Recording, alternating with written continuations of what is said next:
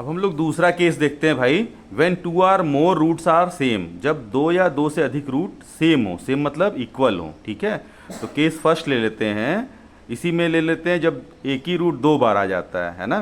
तो मान लीजिए रूट दो एक ही एक रूट सेम है, दो बार आ रहा है, A1 ठीक है, और A2 A3 इस तरह से बाकी रूट्स हैं, ठीक है। तो उस केस में हमारा सोल्यूशन क्या होगा, y equal to C1 plus C2x e to the power A1x plus C3 e to the power A2x, क्योंकि देखिए A1 दो बार आया है, तो उस केस में C1 प्लस C2x हो जाएगा, है ना। और A1 क्योंकि रूट है तो ई पावर A1x, और दूसरा रूट है A2 तो e to the power A2x plus C4 e to the power A4x, जो भी है रूट आता रहेगा, है ना।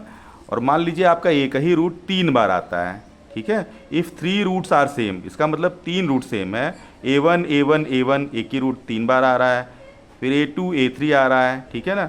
देन सोल्यूशन इज, उस केस में सोल्यूशन क्या होगा, y equal to C1 plus C2x plus C3x square bracket closed plus e to the power A1x plus C4 e to the power A2x plus C5 e to the power A3x and so on. देखिए ऐसा क्यों हो रहा है, हमारे तीन root यहाँ पे सेम है, देखिए A1 तीन रूट ये हमारे सेम है, इसलिए C1 plus C2x plus C3x square हो गया plus e to the power A1x हुआ, क्योंकि रूट हमारा A1 है। इसके बाद दूसरा रूट A2 है, तो वही same process, C4 e to the power A2x plus C5 e to the power A3x, ये कर चलता चला जाएगा, ठीक है। इस तरह से हम लोग इस क्वेश्चंस को करेंगे। देखिए अब हम लोग क्वेश्चन सॉल्व करते हैं। ये हमारा एक इक्वेशन दिया हुआ है, क्या दिया है, d3y upon dx cube plus 3d2y upon dx square minus 4y equal to 0। Question copy कर लिया, ठीक है। अब इसको सॉल्व करने की कोशिश करते हैं। तो देखिए यहाँ पे ऑक्सिलरी इक्वेशन हो जाएगा m cube plus 3m square minus 4 equal to 0, right. जब पावर 3 आ जाए तो श्रीधराचार्य भी फेल हो जाते हैं तो उस केस में आप ये ध्यान रखिए कि हमारे जो रूट होते हैं वो +1 +2 +3 -1 -2 -3 हो सकते हैं, इनके होने की पॉसिबिलिटी ज़्यादा है, ज़्यादातर क्वेश्चन में यही रूट होते हैं, है ना। तो हम लोग क्या करेंगे, चेक कर लेंगे कि हमारा रूट क्या है। जैसे मान लीजिए यहाँ पे हमने +1 पुट कर दिया, ठीक है। देखिए 1 पुट करेंगे, 1 का क्यूब 1 प्लस 3 4 होगा, -4 0, 1 पे ही काम बन गया, ठीक है, बात बन गई, ठीक है। तो आप ये ध्यान रखें, जब पावर आपका 2 से ज़्यादा होता है तो हम लोग चेक कर लेंगे कि हमारे रूट क्या हैं। सबसे पहले 1 +2 +1 +2 +3 या -1 -2 -3 पुट करके देख लेंगे, थोड़ा बुद्धि लगाएंगे कौन सा है, उस हिसाब से हम चेक कर लेंगे, ठीक है। यहाँ पे देखिए -4 है तो +1 पुट किया जा सकता था, 3 1 4 पुट किया, चेक कर लिया, ठीक। अच्छा, अब अगर +1 यहाँ पे रूट है तो इसका मतलब m-1 एक फैक्टर होगा, ठीक है। अब ध्यान से देखिए मैं इसको कैसे सॉल्व कर रहा हूँ, ठीक है। एक इजी तरीका आपको बताता हूँ, हो सकता है आप जानते हो, नहीं जानते हो तो ध्यान दीजिएगा, है ना। तो देखिए यहाँ पे m स्क्वायर हमने कॉमन ले लिया, राइट, ठीक है। m क्यूब है, m स्क्वायर कॉमन ले लिया, m लिख लिया, ठीक है ना। ध्यान दीजिएगा मैं क्या कर रहा हूँ।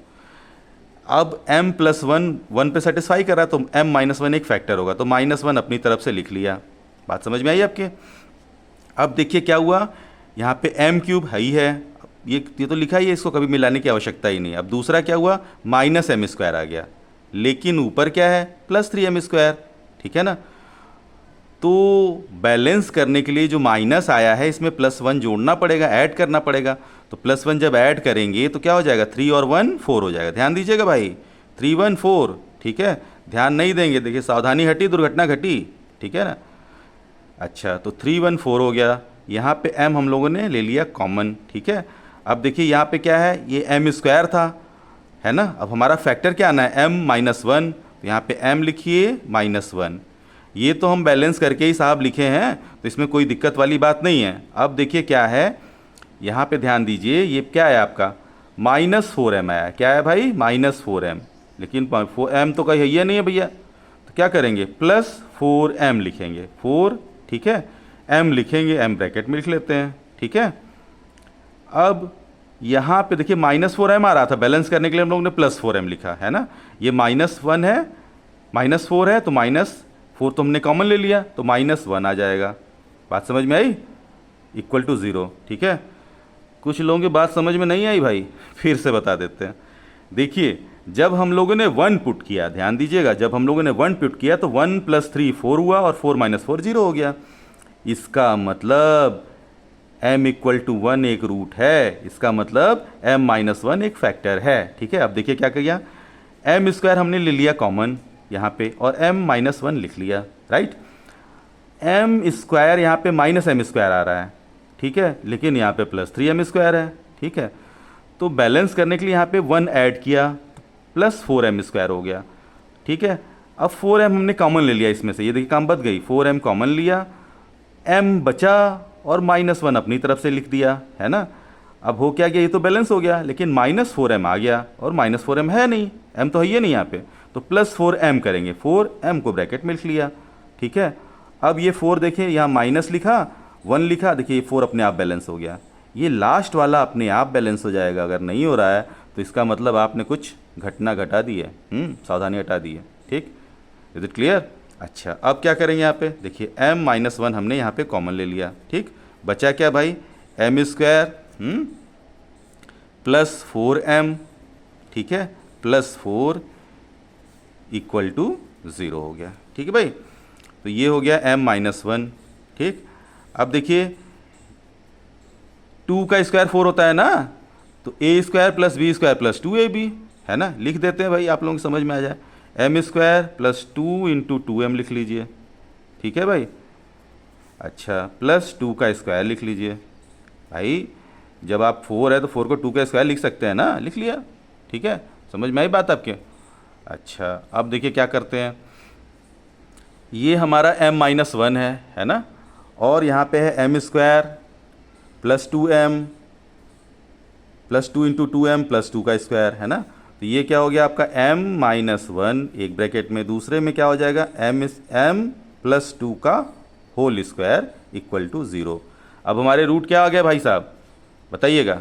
हमारे रूट आ गए m = 1 पहला, दूसरा फिर -2 और तीसरा भी -2 आ गया। देखिए 2 रूट इक्वल आ गए, है ना। तो अब सोल्यूशन क्या आ जाएगा, हेंस। ठीक है, सोल्यूशन क्या होगा भाई, solution y = c1, y = c1, solution क्या होगा, y = c1 e⁻x, देखिए 1x या x एक ही बात है, प्लस c2 + c3x, देखिए यही एक काम लायक बात है, c2 + c3x हो गया, इंटू e⁻⁻ -2x, यही हमारा आंसर हो गया। ठीक है, बात समझ में आई आपके? बहुत समझदार हैं आप। ठीक है, ओके, थैंक यू।